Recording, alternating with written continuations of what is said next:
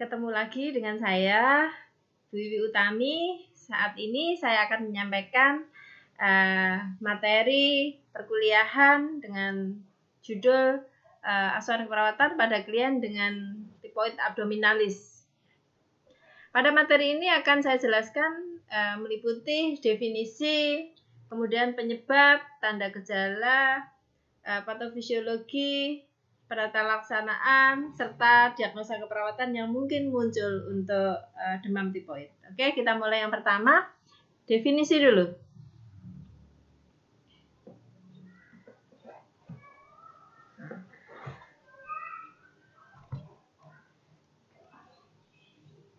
Demam tipoid adalah suatu penyakit tropis, yaitu penyakit akut yang biasanya menyerang saluran pencernaan. Saluran pencernaan yang mana? Saluran pencernaan di sini adalah usus, usus halus. Usus halus bagian yang mana? Usus halus bagian distal. Distal itu atas atau bawah? Nah, bagian bawah. Dengan gejala lebih dari 1 minggu demam. Nah, biasanya juga pada kondisi parah dimanifestasikan dengan penurunan kesadaran. Berikutnya apa sih yang penyebabnya? Penyebabnya tidak lain dan tidak bukan adalah bakteri golongan Salmonella typhi. Namanya bagus sekali. Ini termasuk basil gram positif. Nah, bisa dilihat pada gambar saya. Nah, ini yang warna merah ini adalah Salmonella typhosa. Ini berada di flagferi, di jonjot-jonjot usus, dia sampai menembus ke dalam. Mirip sosis ya, saudara sekalian. Nah, bagaimana proses perjalanan masuknya kuman ini kok bisa sampai ke dalam usus? Yang pertama, penularannya adalah melalui urovekal. Jadi melalui saluran pencernaan maupun anus, misalnya BAB atau BAK tidak dibersihkan dengan baik dengan tangan, sehingga tangan memegang makanan, atau juga bisa melalui vektor, yaitu lalap. Ini yang juga yang paling sering. Lalap hingga ke makanan, sehingga mengkontaminasi makanan menjadi tercemar. Nah, makanan ini masuk ke dalam lambung. Nah, biasanya lambung itu suasananya apa? Lambung adalah suasananya asam atau banyak. Kenapa? Karena banyak mengandung HCl. Nah, di situ sebagian bakteri ada yang dimusnahkan, sehingga mati ya. Tapi sebagian juga mungkin itu masih mampu bertahan untuk hidup. Nah, bagi yang mampu bertahan hidup ini nanti masuk ke dalam sampai menuju ke usus halus.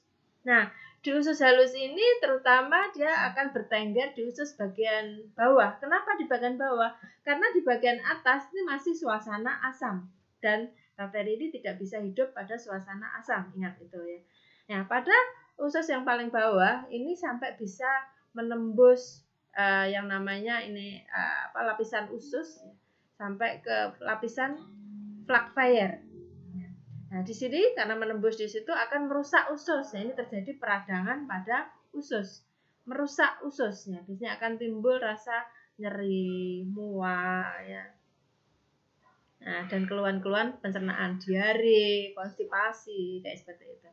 Nah, akhirnya setelah masuk usus diserap bersama makanan. Nah, juga ya ada yang mati, ya ada yang tetap hidup. Nah, ini ironisnya yang masih hidup di dalam usus ini masuk ke dalam pembuluh darah, terutama pembuluh limfe. Saat masuk di pembuluh darah limfe, nah ini terus ikut masuk sampailah juga ke masuk aliran darah, secara umum disebut bakteriemia 1. Jadi masuk ke dalam pembuluh darah. Nah, awalnya ya dari usus halus tadi. Nah, dari pembuluh darah ini sebelum diedarkan ke seluruh tubuh, didetoksifikasi dulu, istilahnya masuk ke dalam organ detok atau RES, yaitu Reticuloendothelia System. Dalam hal ini dipegang oleh hati, limpa, ya beda ya antara limpa dan limbo. Di sini limpa, jadi di jaringan hati dan masuk ke dalam limpa juga. Nah, di dalam ini ya ada yang difagosip. Nah, kalau difagosip ya sudah mati, tidak terjadi apa-apa pada inangnya. Tapi bagi yang tidak difagosip, kuman ini masih hidup. Nah, dan malah berkembang biak. Nah, selama berkembang biak ini, sebagian masuk lagi ke dalam limfe, ada yang sampai ke kantong empedu dan di tempat-tempat lain. Kuman kembali lagi masuk ke dalam peredaran darah. Ini yang disebut dengan bakteriemi yang kedua. Pada bakteriemi yang kedua ini akhirnya masuk juga kembali ke rongga usus dan seterusnya. Siklus never end gitu sebenarnya. Sampai di usus itu mengeluarkan endotoksin. Ya. Dalam mengeluarkan endotoksin ini yang ini sangat berbahaya, akan juga mengakibatkan gangguan pada usus lagi. Nah, di dalam usus selain mengeluarkan endotoksin juga mengalami reinfeksi lagi ke usus. Jadi sudah infeksi yang pertama tadi ditambah infeksi yang berikutnya, maka klien cenderung mengalami demam yang tinggi ya, kemudian turun lagi ya karena kuman seolah-olah diam karena dia masih bakteriemi, naik lagi. Ya. Itulah sifat khas demam pada pasien tipoid, yaitu turun naik pada saat mulai sore panas, malam panas tinggi ya. Pagi mulai dingin sampai siang dingin, sore panas lagi, seperti itu sifat demam pada pasien tipoid. Nah, kita harus mengenali sifat-sifat tipoid yang terjadi pada pasien ini melalui penerapan asuhan keperawatan. Sebagai seorang perawat kita harus bisa melakukan pengajian. Maka yang pertama, kita data identitas pasien. Ini tidak mengenal umur ya, berapapun bisa menyerang, terutama anak-anak ini karena memang mungkin pola kebersihannya kurang bagus ya, higiennya kurang bagus, kurang cuci tangan, saat BAB BAK kurang bagus ya, sembarang makanan dimakan yang tidak bertutup, makanan jatuh dimakan kayak gitu. Maka keluhan utamanya adalah yang paling dominan adalah demam. Kemudian keluhan pada pencernaan berupa mual, muntah, diare, konstipasi. Nah, perlu kita tanyakan sebagai seorang perawat, tanya jawab kondisi pasien mengenai kebersihan diri maupun lingkungan sekitarnya. Seperti yang saya katakan tadi, bagaimana kebiasaan cuci tangannya ya. Cuci tangan ini harus dibiasakan sejak kecil supaya anak terhindar dari berbagai mikroorganisme yang menempel di tangan. Itu cuci tangan dengan air mengalir dan menggunakan sabun. Nah, tanyakan juga di mana BAB, jangan sampai BAB di sembarang tempat. Ini juga akan memicu penularan, mempermudah penularan Salmonella TBE dan BAK, jangan di sembarang tempat. Kita lakukan anamnesa berikutnya dan mengkaji berikutnya pada pola metabolisme makanan. Makanan dan minuman yang dikonsumsi pasien sebelum sakit. Kemudian kita kondisi juga kalau pasien mengalami muntah, yang dimuntahkan apa. Kemudian pola istirahat dan tidur ya. Biasanya pasien akan mengalami gangguan tidur karena pada sore hari mulai peningkatan suhu tubuh, malam hari panas tinggi. Pada pola eliminasi kita akan dapatkan karena ini pasien ini yang terserang adalah ususnya ya. Jadi mengalami kalau tidak konstipasi ya. Konstipasi ini karena penyerapan air yang sangat tinggi sehingga BAB menjadi keras. Sebaliknya pada pasien tertentu juga malah mengalami diare. Nah, ada peningkatan peristaltik dampak dari kerusakan pada usus tadi. Kemudian pola coping maupun penanganan stres. Misalnya anak cepat marah, rewel, nangis, teriak ya, karena pasien mengalami nyeri perut, ya, diare dan seterusnya. Pola aktivitas. Anak mengalami kelemahan secara fisik sehingga tidak semangat, tidak bisa bermain. Karena juga mungkin ada kalau sudah diketahui adalah penyakit tipoid, anak harus mendapatkan terapi bed rest total. Ini mengakibatkan anak terbelenggu, tidak bisa bermain yang seperti biasanya. Ini kita harus mengkaji juga kemungkinan ada proses hospitalisasi. Jika perawatan di rumah tidak bisa, harus dibawa ke rumah sakit. Selama di rumah sakit, kalian harus bisa menyesuaikan diri dengan kondisi yang terjadi di rumah sakit, yaitu lingkungan baru, perawatnya juga baru tahu, ya pengobatan baru diinfus dan seterusnya. Nah, gitu. Berikutnya kita harus melakukan pemeriksaan fisik. Pemeriksaan fisik yang khas untuk pasien ini adalah suhu ya. Suhunya minggu pertama akan mengalami febris remittent. Jadi febrisnya terus-menerus. Pada minggu kedua remittent maksudnya turun naik ya maksud saya. Pada minggu yang kedua demamnya terus ya, bahkan menunjukkan demam yang sangat tinggi. Manifestasinya berupa menggigil. Ini dalam rangka untuk homeostasis dengan cara mengeluarkan keringat. Pada minggu ketiga suhu tubuh mulai turun secara berangsur-angsur. Nah, ini jangan dikira pasien sembuh, bisa jadi kalau tidak di penatasan bagus ya, mungkin pasien jatuh dalam kondisi yang sangat bahaya, penurunan kesadaran, bahkan kejang atau koma. Pengkajian yang kedua, pernafasan, kita akan mendapatkan kecenderungan pasien bernafas lebih cepat atau tachypnea. Denyut nadi juga cepat. Ya. Tekanan darah cenderung turun karena ada masalah intake yang menurun, ada infeksi pada saluran pencernaan. Nah, kesadaran ini ya, kaitannya dengan kondisi pasien mulai dari apatis, penurunan kesadaran, somnolen, delirium maupun koma. Pada pengkajian fisik berikutnya mata, kita akan mendapatkan konjungtiva anemis, bisa jadi karena intake nutrisi yang kurang, HB yang turun. Hidung bisa jadi mengalami pecahnya pembuluh darah karena ada peningkatan suhu tubuh, daya tahan tubuh yang turun sehingga terjadi epistaksis atau perdarahan pada pembuluh darah hidung. Mulut, kita akan mendapatkan bau yang khas yang tidak sedap karena memang ada kerusakan infeksi pada saluran pencernaan. Bibir kering dan pecah-pecah ini menunjukkan ini termasuk saluran pencernaan ya, kurang hidrasi. Nah, ini ada kondisi yang khas yaitu lidah. Lidah pada pasien tipoid itu biasanya berwarna putih. Ini karena tertutup selaput yang disebut namanya quet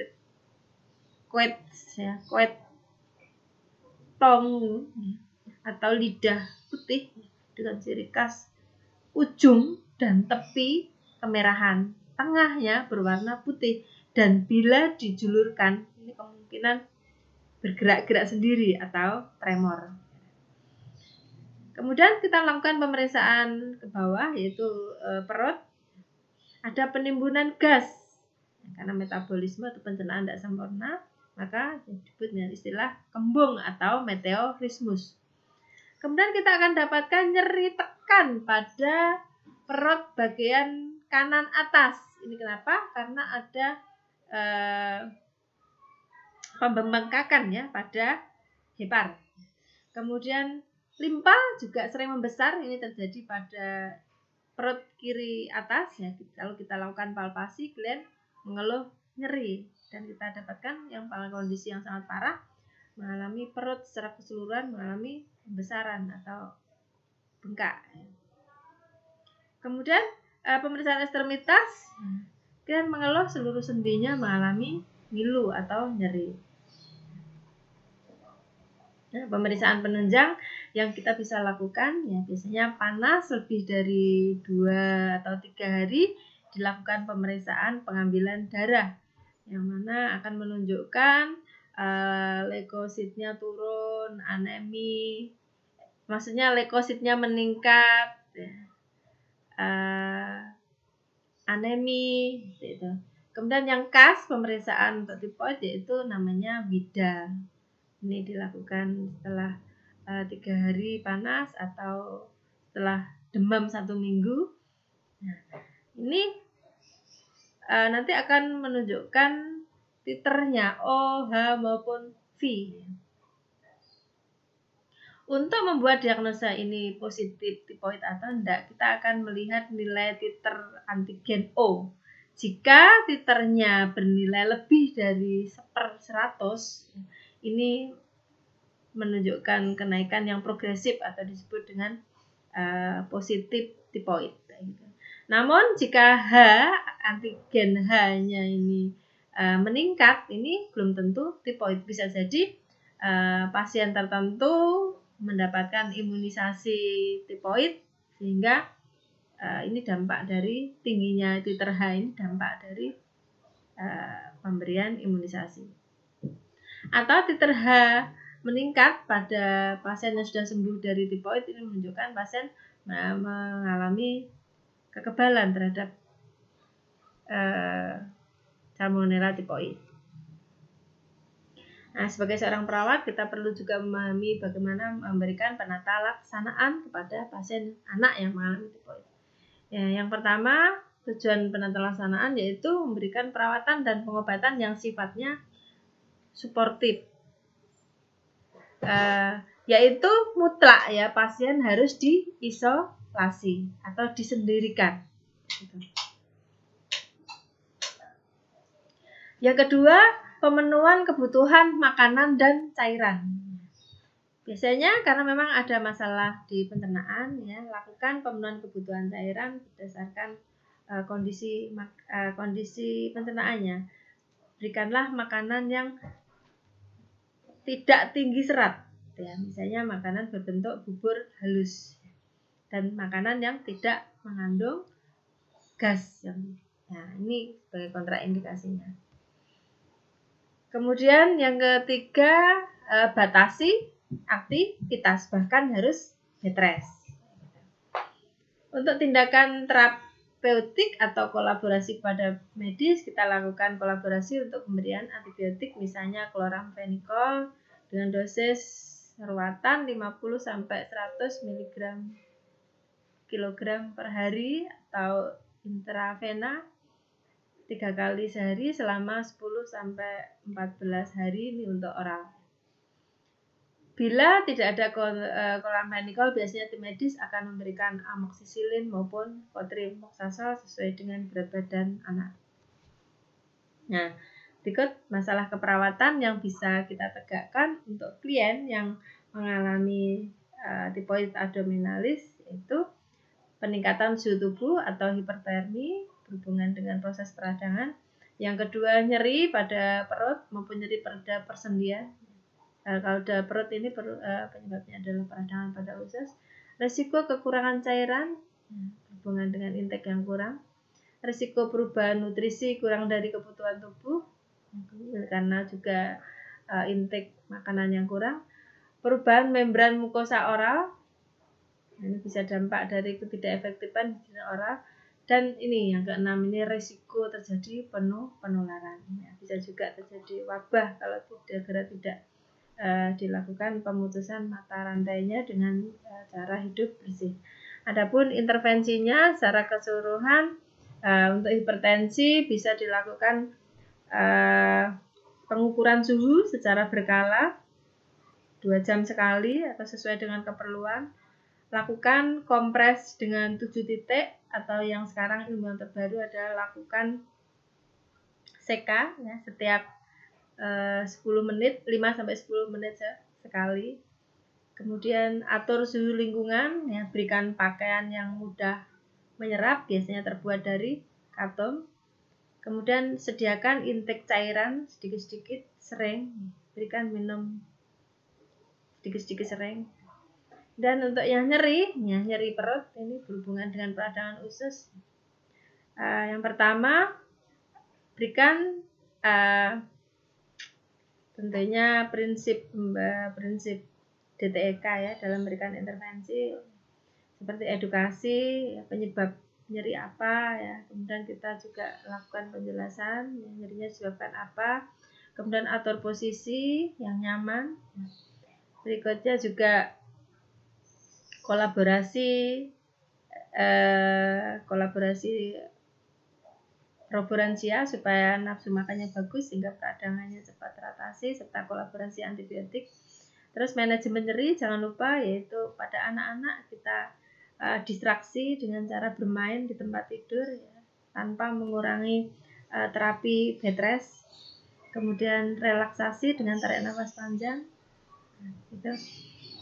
Kemudian untuk risiko kekurangan cairan, pantau intake dan output, kemudian pantau infus. Kemudian ajarkan minum sedikit sering ya jika pasien tidak ada muntah. Untuk risiko kekurangan nutrisi, intinya berikan makan sedikit sering, timbang berat badan, ya berikan makanan yang menarik buat anak-anak, tempat yang menarik, yang masih hangat ya. Berikutnya juga sambil bermain, sambil nonton TV, bisa makan. Anjurkan keluarga untuk selalu mendampingi. Nah, jika ada mual muntah, kolaborasi pemberian anti muntah, anti mual. Kemudian untuk membran mukosa oral yang bermasalah berhubungan dengan tidak efektif higien pada oral anak, ya kita anjurkan anak atau kita sediakan perawatan oral higien yang dibutuhkan untuk anak yang menarik sambil bermain. Minimal lakukan kumur-kumur dengan air hangat atau boleh air garam. Ya. Kalau dia tidak bisa atau belum bisa oral higien menggunakan sikat gigi. Untuk resiko penularan, ya, ini pentingnya program isolasi serta program menjaga kebersihan diri, cuci tangan. Kemudian gunakan semua kebutuhan pasien itu sediakan tersendiri, sendok tersendiri, piring tersendiri, seperti itu ya. Dan jaga kebersihan lingkungan. Itu yang bisa saya sampaikan. Semoga perencanaan yang sudah kita rencanakan tadi bisa dilaksanakan tentunya sesuai dengan kondisi ruangan, ketersediaan sumber daya yang ada di ruangan, serta faktor-faktor lain yang memperlancar pelaksanaan intervensi, serta evaluasi yang diharapkan bahwa suhu segera turun, ya pasien tidak mengalami nyeri atau nyeri berkurang, kebutuhan cairan tetap terpenuhi, berat badan pasien mengalami peningkatan secara progresif, nafsu makannya meningkat, serta tidak terjadi penularan. Demikian materi tentang tifoid abdominalis yang bisa saya sampaikan kepada saudara sekalian. Semoga bermanfaat. Ya, jangan lupa banyak belajar, ya, kemudian tetap semangat, jaga kebersihan diri, tetap tinggal di rumah. Terus jangan lupa ya, like, share, subscribe. Terima kasih.